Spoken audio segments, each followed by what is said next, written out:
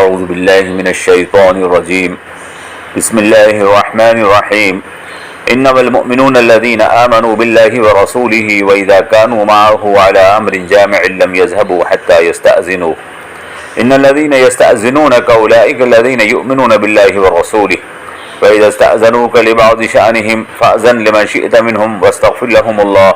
إن الله غفور رحيم۔ ترجمہ اس آیت مبارکہ کا یہ ہے کہ بے شک ایمان والے تو وہی لوگ ہیں جو ایمان لائے اللہ اور اس کے رسول پر، اور جب وہ ان کے ساتھ ہوتے ہیں کسی اجتماعی کام پر تو اٹھ کر نہیں جاتے جب تک ان سے اجازت حاصل نہ کر لیں۔ بے شک جو لوگ اجازت لے لیتے ہیں یہی وہ لوگ ہیں جو ایمان لائے ہیں اللہ پر اور اس کے رسول پر۔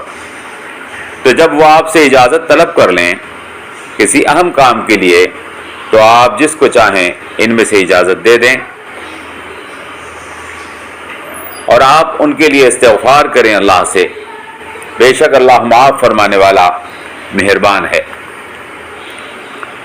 عزیزان ملت اسلامیہ، ان معاشرتی احکامات کے سلسلے میں جو سورہ نور میں مسلسل بیان کیے جا رہے ہیں، ایک اور حکم اس آیت مبارکہ میں بیان کیا گیا ہے۔ ہم نے آپ کو پہلے بتایا تھا کہ سورۃ النور اللہ کی وہ روشنی ہے جو ایمان والوں کے دلوں کو حاصل ہوتی ہے۔ وہ ایمان والے جو اس لائق ہوتے ہیں کہ زمین میں اللہ کی خلافت ان کو عطا کی جائے، وہ اس نور کو حاصل کر لیتے ہیں۔ اس آیت میں جو حکم بیان کیا جا رہا ہے وہ کیا ہے، اس کو سمجھنے کے لیے تھوڑا توجہ کی ضرورت ہے۔ کوئی قوم یا کوئی جماعت اس وقت مستحکم اور مضبوط بنتی ہے جب وہ اپنے امیر کی اطاعت اور فرما برداری کرتی ہے، اور اپنے امیر کے ساتھ اطاعت کے ایسے بندھن میں بندھی ہوتی ہے جس سے باہر نکلنے کی کبھی کوشش نہیں کرتی۔ جو قوم اپنے امیر کے ساتھ مخلص ہوتی ہے وہی کامیاب ہوتی ہے، اور جو اپنے امیر کے ساتھ مخلص نہیں ہوتی یا اپنے امیر کے ساتھ منافقت کا رویہ اختیار کرتی ہے وہ قوم کبھی کامیاب نہیں ہوتی، اور اس کے افراد کبھی کامیاب نہیں ہو سکتے۔ ایسے افراد یا ایسی قوم جو امیر کی اطاعت سے روگردانی کرے یا مجبوراً امیر کی اطاعت کرے، دل اور جذبہ بغاوت پر آمادہ ہو اور جب موقع ملے راہ فرار اختیار کر لے، وہ قوم کبھی کامیاب نہیں ہو سکتی۔ یہ آیت مبارکہ غزوہ احزاب کے موقع پر نازل ہوئی ہے، جس کو غزوہ خندق بھی کہا جاتا ہے۔ مکہ مکرمہ کا ایک لشکر ابو سفیان کی قیادت میں مدینہ منورہ پر حملہ آور ہوا۔ مدینہ کے اطراف کے قبائل کو بھی مشرکوں نے اپنے ساتھ ملا رکھا تھا، اور یہودیوں سے بھی خفیہ سازشیں چل رہی تھی۔ اس موقع پر حضور اکرم صلی اللہ تعالی علیہ وسلم نے مسلمانوں سے ان کو جمع کر کے مشورہ فرمایا، اور حضرت سلمان فارسی کے مشورے سے مدینہ کے میدانی اطراف میں خندق اور ایک گہری کھائی کھودنے کا مشورہ طے پایا۔ حضور اکرم صلی اللہ تعالی علیہ وسلم نے نشان لگا کر تمام مسلمانوں میں جگہ کو تقسیم فرما دیا کہ یہاں سے کھدائی تمہارے ذمہ ہے۔ آپ خود بھی اس کام میں سب کے ساتھ برابر کے شریک تھے۔ یہ کام سخت محنت اور مشقت طلب تھا، اور نہایت قلیل مدت میں اور چند دنوں میں یہ کام پورا کرنا تھا۔ اس موقع پر منافقین بہانے سے کام چھوڑ کر بھاگ جاتے تھے۔ وہ انفرادی اور گھریلو مجبوریوں کا حوالہ دیتے تھے اور چپکے سے کھسک لیتے تھے۔ سچے مسلمان سخت محنت اور مشقت میں مصروف تھے، رات دن اس کام میں لگے ہوئے تھے۔ اگر ان کو کوئی ضرورت پیش ہوتی تو حضور سے اجازت لے کر جاتے، اپنی ضرورت کو پورا کر کے جلد واپس آ جاتے اور پھر کام میں مصروف ہو جاتے تھے، جبکہ منافقین بغیر اجازت چپکے سے کھسک لیتے تھے اور واپس نہیں آتے تھے دیر گئے تک، اور اگر ان کو طلب کیا جاتا تھا تو بہانے بازیاں کرتے تھے۔ اس موقع پر اللہ تعالیٰ نے مسلمانوں کی تعریف فرمائی اور ہدایت نازل فرمائی، اور یہ حکم دیا کہ جب مسلمانوں کو کوئی اجتماعی ضرورت پیش آئے، اس آیت مبارکہ میں جو حکم دیا گیا وہ کیا ہے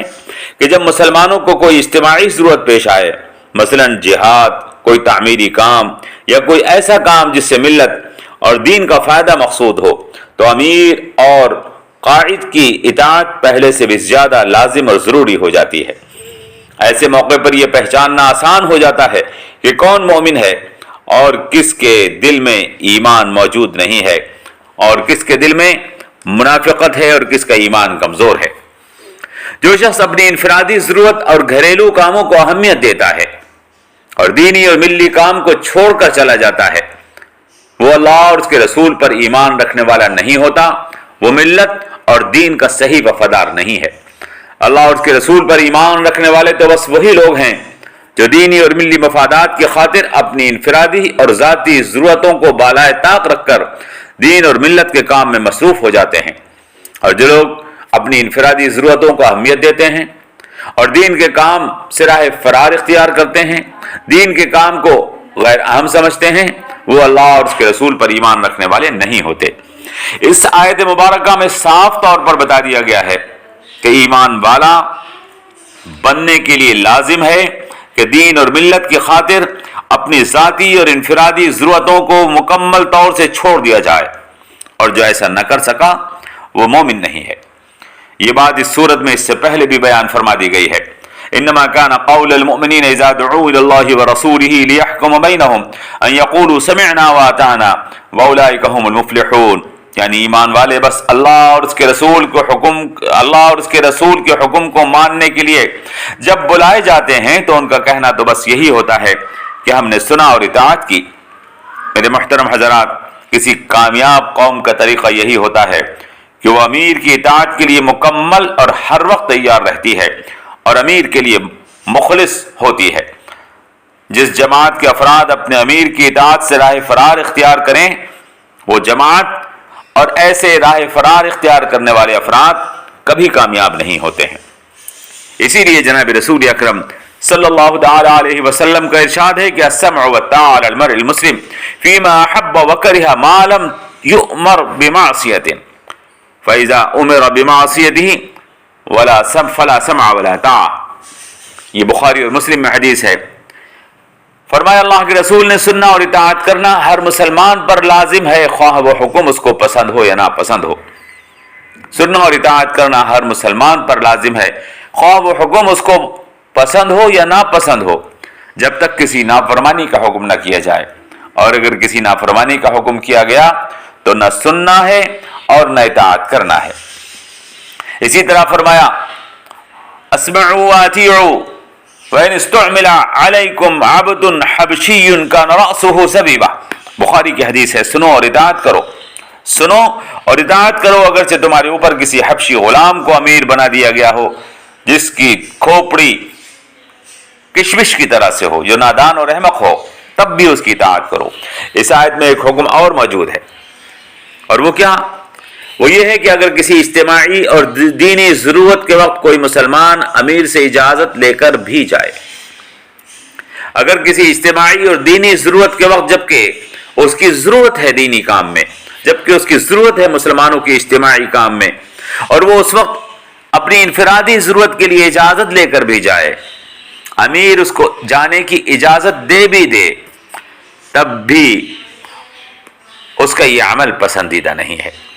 آپ اس کے لیے استغفار کریں، کیونکہ اس کا یہ عمل بظاہر منافقوں کا سا عمل ہے، اور اس میں ایمان کی کمزوری پائی جا رہی ہے۔ وہ شخص جو اپنی انفرادی ضرورت کو اجتماعی ضرورت پر اہمیت دے رہا ہے، وہ شخص جو اپنی انفرادی ضرورت کو اجتماعی ضرورت پر اہمیت دے رہا ہے، ایسے ہنگامی اور دینی اجتماع کی ضرورت کے وقت آدمی کا اپنی انفرادی ضرورت کے لیے اجازت طلب کرنا کوئی پسندیدہ عمل نہیں ہے، بلکہ اس کے لیے بھی امیر جماعت کی طرف سے اللہ کا حکم ہے، اللہ کا حکم ہے کہ امیر جماعت اس کے لیے بھی اللہ کی بارگاہ میں معافی اور استغفار کی درخواست پیش کرے۔ اللہ اس کو معاف فرمانے والا مہربان ہے۔ اس کا یہ عمل خدا کو پسند نہیں ہے، اس کا یہ عمل رسول اللہ کو پسند نہیں ہے، اس کا یہ عمل امیر کو پسند نہیں ہے۔ میرے محترم حضرات، یہ احکامات جو رسول اکرم صلی اللہ تعالی علیہ وسلم کو جنگ احزاب کے موقع کے اوپر دیے گئے ہیں، مسلمانوں کو جنگ احزاب کے موقع پر دیے گئے ہیں، یہ آج بھی باقی ہیں، اور آج بھی امیر کی اطاعت ایسے ہی ضروری اور لازم ہے۔ قوم کو کامیاب کرنے کے لیے قوم کو مضبوطی دینے کے لیے، قوم کو دشمن سے مقابلہ کرنے کے لیے لازم اور ضروری ہے کہ امیر کی اطاعت ہر فرد کرے قوم کا۔ یاد رکھیں، ایک کامیاب قوم کا فرد بننے کے لیے ہمارے اوپر لازم ہے کہ ہم انفرادی ضرورتوں کو اللہ کے سپرد کر کے دین اور ملت کی خاطر اپنے آپ کو فارغ کر دیں، اور اپنے امیر کی اطاعت اور اس کے حکم کو پورا کرنے کے لیے مکمل طور پر تیار ہو جائیں۔ امیر وہ کہ جس کی امارت میں آپ دین کی خدمت کا کام انجام دے رہے ہیں، جس کی امارت میں آپ دین کی سرفرازی اور دین کے غلبے کی محنت کا کام کر رہے ہیں، اس امیر کی اطاعت آپ کے اوپر لازم ہے۔ ہم پیچھے اس چیز کو تفصیل کے ساتھ بیان کر چکے ہیں کہ امیر وہ کہ جو اللہ کے دین کے نفاذ اور اللہ کے دین کے غلبے کی محنت کے لیے کام کر رہا ہے، اس کی اطاعت لازم ہے، چاہے وہ عمل ہم کو پسند ہو یا وہ اس کا حکم ہمیں پسند نہ ہو۔ اگر شریعت کے خلاف اس کا حکم نہیں ہے تو اس کی اطاعت فرض اور لازم ہے۔ اللہ تبارک و تعالی ہمیں جماعت کے اتحاد کے ساتھ اپنے امیر کی اطاعت کرنے کی توفیق عطا فرمائے۔ والسلام علیکم ورحمۃ اللہ وبرکاتہ، وما علینا الا البلاغ۔